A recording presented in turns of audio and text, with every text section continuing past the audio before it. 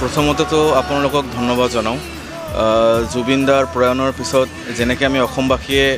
ন্যায় পাবৰ কাৰণে যুঁজি আছোঁ এইটো তাৰ এটা সামান্য প্ৰয়াস মাত্ৰ আমি দেখিছোঁ যে আমাৰ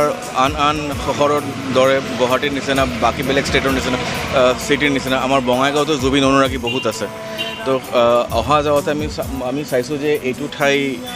ইয়াতে ব্লেংক হৈ আছে কিবা যদি আমি ইয়াতে অংকন কৰিব পাৰিলোঁ হয়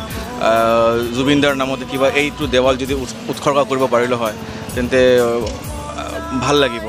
তাৰ কাৰণে মই মোৰ দাদা আছে সুমিত দা আৰু মেডাম আমি ভাবিলোঁ এটা চবে মিলি যদি জুবিনদাৰ কাৰণে এটা চিত্ৰ অংকন কৰিব পাৰোঁ জুবিনদাৰ নামতে যদি এটা চিত্ৰ অংকন কৰিব পাৰোঁ তেন্তে ভাল লাগিব আমি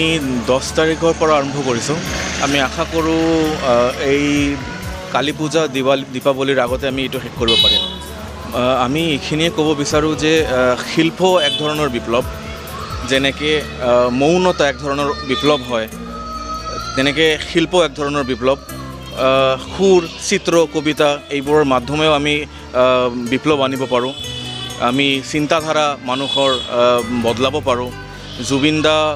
এজন প্ৰকৃত শিল্পী আছিলে গৰীব দুখীয়াৰ কাৰণে বহুত কৰিছে আমি চবৰ বিহাফ হৈ চবৰ ফালৰ পৰা আমি দেশবাসীক জুবিন দা কিবা এটা যদি আমি উৎসৰ্গা কৰিব পাৰোঁ তেন্তে চবৰে ভাল লাগিব আমিও ভাল পাম জুবিন দাৰ আত্মাও শান্তি পাব আৰু ন্যায়টিও পাম অতি সোনকালে পাব আশা কৰোঁ ধন্যবাদ নাম দিয়া জানো সা শিহৰণ